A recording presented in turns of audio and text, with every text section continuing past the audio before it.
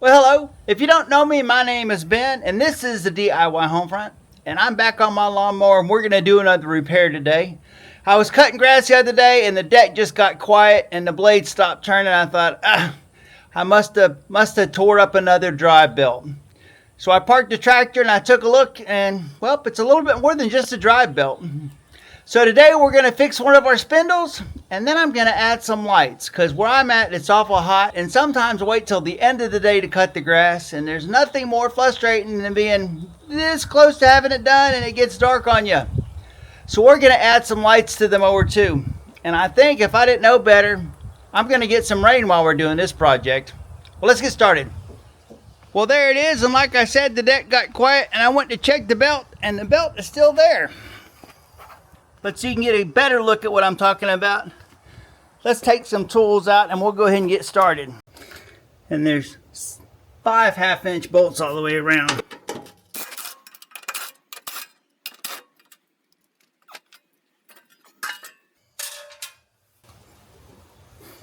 Broke it completely in half. Well, that's why the blade stopped turning. There's no tension because that is broke. So I guess we're gonna fix that. Well, I make these videos because I want to help people out, and now I need a favor from you guys. Help me out, subscribe, and make this channel grow. Yeah, sky doesn't look too bad over that direction, but the wind has picked up and it's not looking nearly as pretty over there. Sounds like our rain has started too.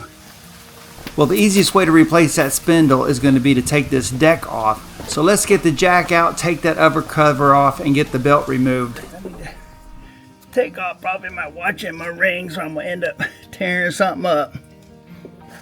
Well, on this mower, there's no pins or clips you need to remove to get the deck off.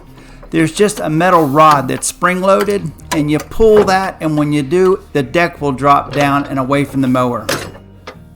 Well, here you can see my easy way to get the belts off of the pulleys. I just use a socket extension. Roll the deck forward to get it off of that. There we go. Now I should be able to pull it out. I'll remove the cover from the other pulley and set that off to the side. I don't know if there really is an easy way to get these decks out from underneath the mowers. It's usually just whichever way works best for you. I don't know if I've earned your trust yet or not, but if you don't have a good quality impact driver, you should probably get one. If for nothing else, to change the tires on your car and to get rid of the bolts that hold those blades on. I used to fight and fight with those things, trying to get them off, holding the blade and taking the socket wrench and trying to turn it loose. But this impact driver just really is a game changer as far as making that easy. It also works really well on a lot of other stuff, like taking the 4 bolts out that hold the spindle in place. Looks like that bearing probably went bad and locked up.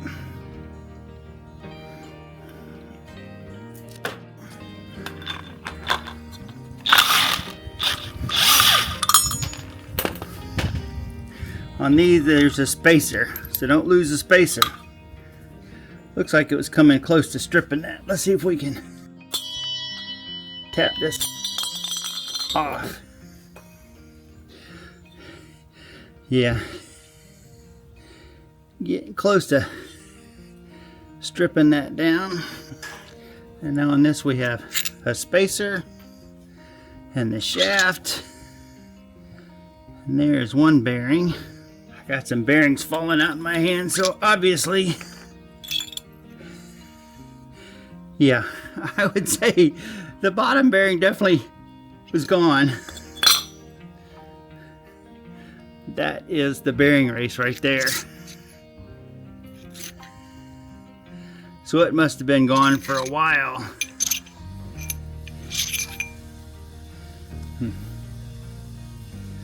Well, the shaft looks pretty good. It's probably hardened. Those teeth are good. This is all good. Those look pretty good. Let me see if I can make sense of this.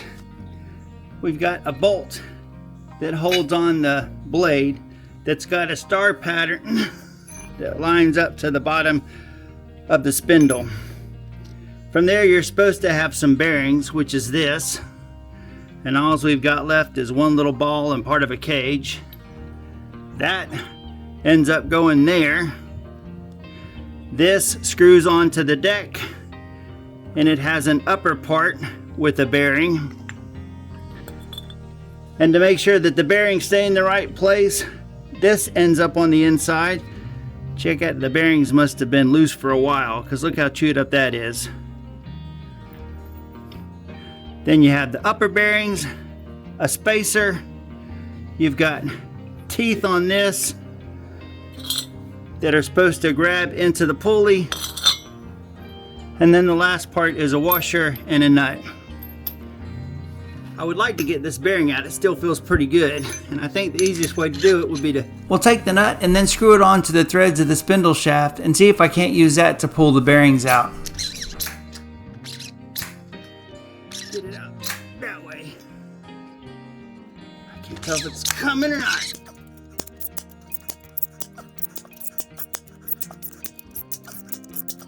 Oh! Bumped the camera, but I got it out. Let's see what I can find in the used parts, and let's see what I can find in the new parts. New parts are right here. Alright, well, nothing in the new parts that's going to help us. Alright, here are the used parts.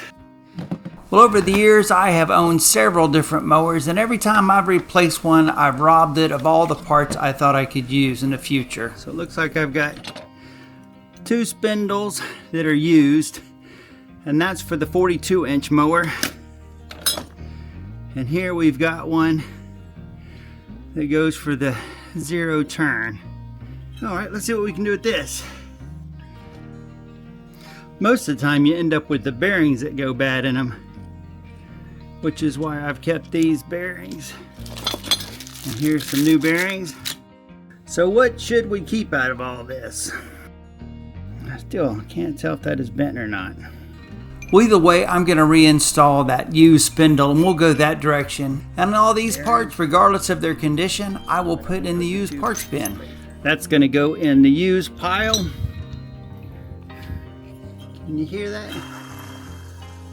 It just doesn't sound very smooth.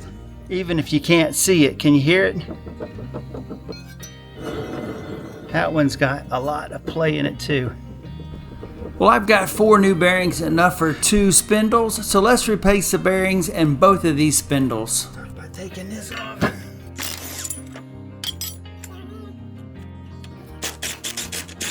Them long ones there.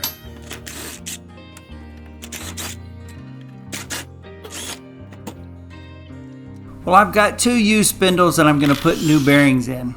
The first thing to do is to remove the bolts that would have held the blades on and held the pulleys on the top.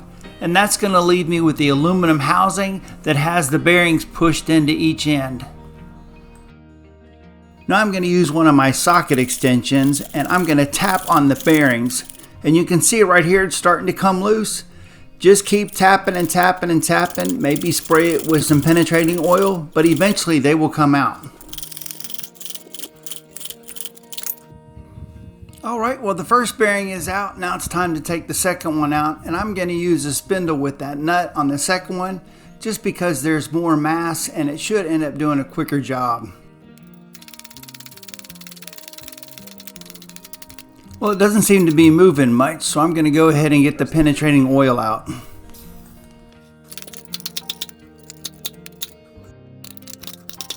Alright, well, that is success. We've got both of the old bearings out of the old housing.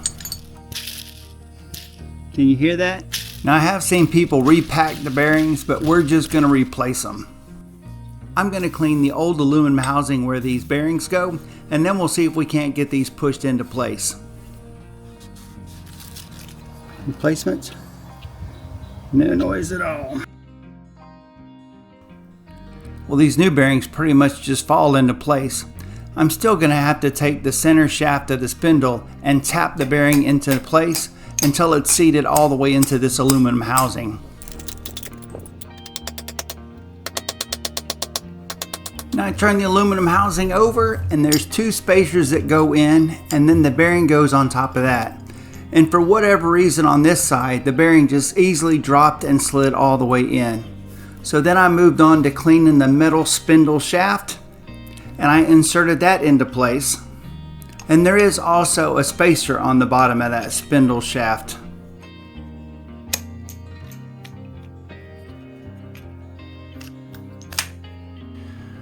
Then there's another spacer, the pulley goes on, there's a washer, and then the bolt.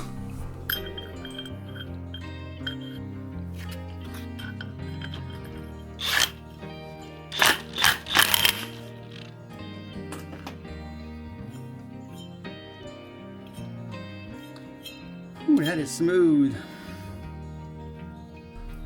Well, I've still got one more spindle to do, so this is the extremely condensed version where I get it apart and I put the new bearings in it, and then I put everything back together. And this is going to keep us moving so that way we can get these installed into the deck.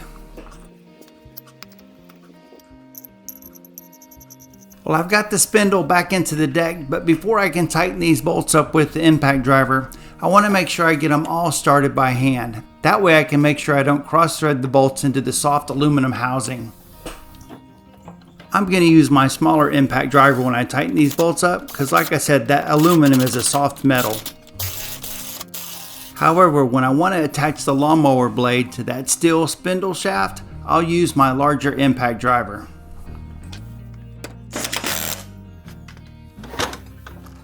Well, installing the new bearings in this spindle really has improved its functionality. Now let's go ahead and get that other spindle attached. Well, can you see where I broke that bolt? When you buy new spindles, they will give you new bolts, because when you reuse them, this can happen. Ooh, so much smoother. Now the last thing to do before the deck actually goes back underneath the lawnmower is just go back and double check and make sure those pulleys are tightened up with the impact driver. Before I push the deck all the way underneath the mower, I'm going to make sure I've got the drive belt for the deck at least started around all the pulleys. It's just easier than trying to do it when the deck is already all the way underneath the mower.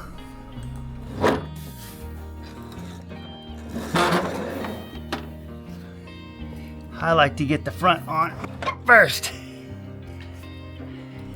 And then on the back, I like to adjust those metal pins that are spring loaded. Then you can almost just lower the brackets for the deck and they just go right in. Next, it's around to the back of the mower and underneath it so I can get the deck drive belt. And with just a little bit of effort, I can get it wrapped around the pulley that goes to the engine.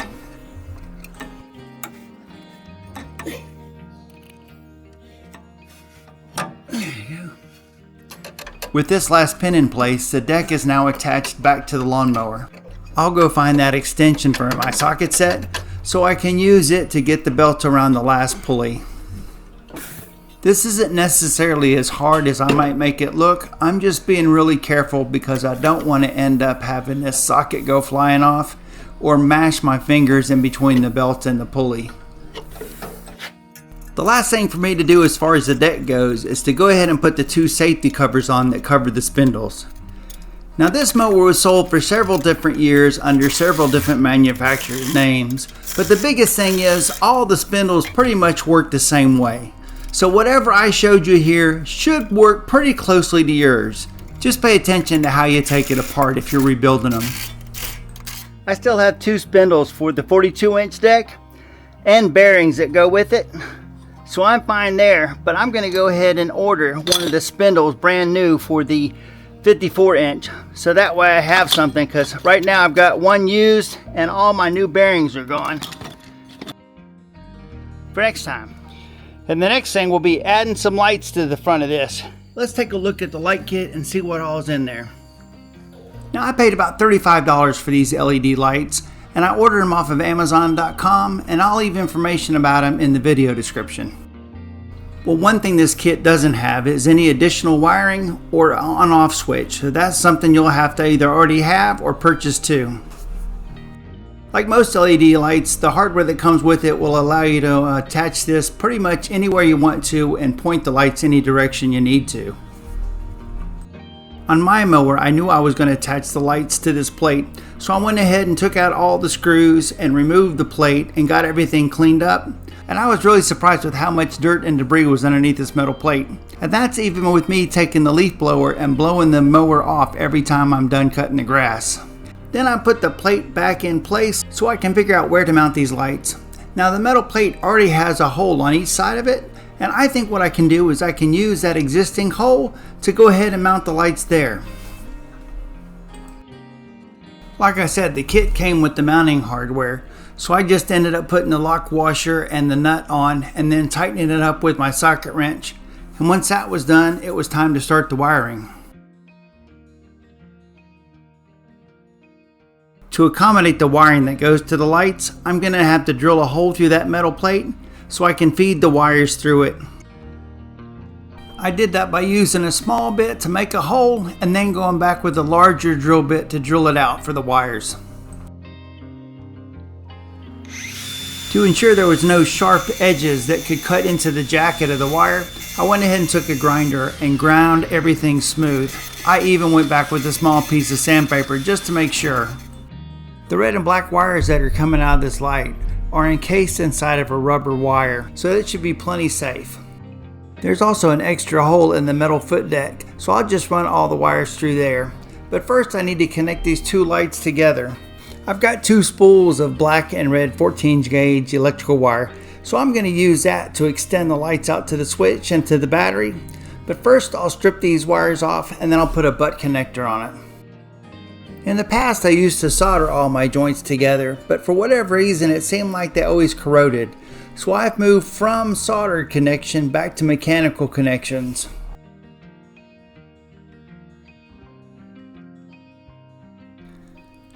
The first thing I'll do is cut a small piece of red and black wire that will go between the two lights.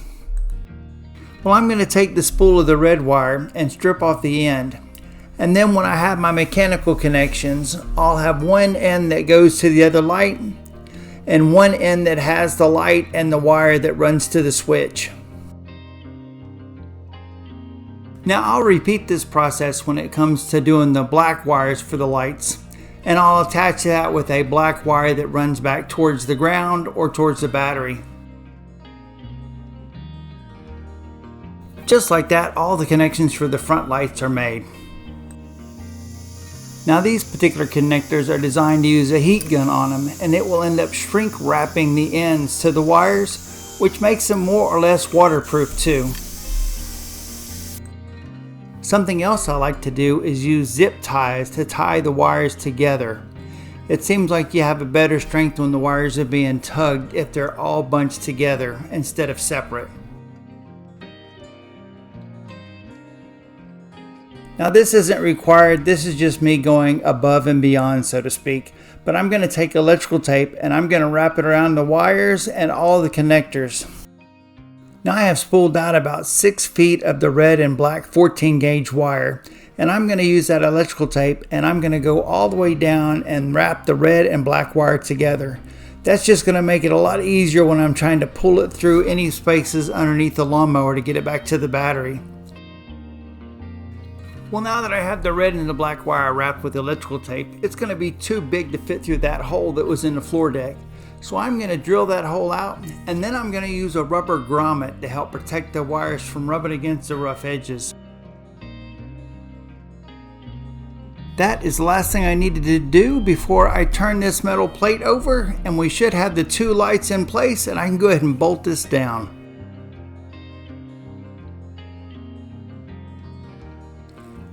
Now I've got these plastic automotive clips that have a zip tie built into them, and I'm going to use that to help run these wires underneath the mower and make sure that none of these wires end up getting caught up in the deck. Well, it's the next day and I have decided to wrap this wire in some automotive style protective tubing, and that should give it a little bit more protection. I think what I'll do is I will run these wires up to where the ignition key and the mower deck engagement switch is, and I can put the switch to turn the lights on right there. I don't know if you've ever used this plastic tubing before, but this tubing came with these little plastic clips that just slide over the wire, and it lines up the tubing on the wire, and all you do is just push the tubing forward. It makes it really easy to put that tubing on the wire. I wish I had known about these before this.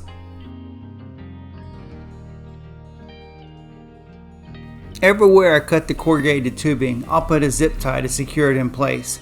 Something else I also did is where I decided I was going to put the switch, I pulled a little bit of the extra red wire or the hot wire, so I've actually sort of got a Y in my line. I've got the wires that go to the lights and they go all the way back to where the battery is, but there's a little extra red wire that's going to make a loop up to where the on-off switch is.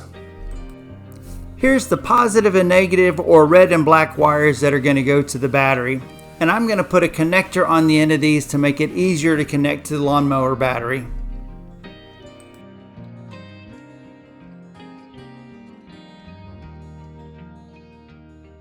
Before I connect these wires to the battery, I'm going to go ahead and install that switch to turn the lights on. I'll start by going to that extra loop of red wire, and I'll cut that off, strip the wire leads back, and put two connectors that'll end up connecting these ends to the switch. Now, I spent quite a few minutes in what I would call the planning phase, trying to figure out where I was going to put that switch for these lights. So that's what we'll do next after I get these connectors on. We'll end up mounting that switch so we can get the lights hooked up. I'm sure it's just me, but there's something satisfying about fast forwarding this process and seeing the shrink wrap just go right around those wires. This is the side of the lawnmower right under the armrest, and I've got one set of wires going back towards the battery, and then my on-off switch wires are headed right up to where the power switch and the deck switch are. Well, I've got a set of drill bits for larger holes, and I'll take my switch and I'll line it up with the drill bit that best matches it, and then I can use that to drill a hole in the soft plastic to put the switch in place. Now, on the underside of plastic, a lot of times there might be reinforcement ribs, so make sure you know where your hole's going. I'll pull the wires up so that way I can hook up the switch. Now, this particular switch has 3 leads, and if you wanted the switch to light up whenever it was on, you would use that 3rd lead. But I am not. I just want it to be on and off, and that's it. So I've got the 2 leads, and that's all we need. Well, the only thing left to do is to connect the positive and negative leads to the battery and give it a shot. Now, the battery's a little bit in a hard spot to get to, but I'll clean the terminals off and connect the red to the positive side and the black to the negative side. Okay, everything's hooked up. Let's give the switch another check. Well, it looks like the lights are working just fine. I'll be curious to see how bright it is at night. The last thing to do is just to pop this switch back into the plastic.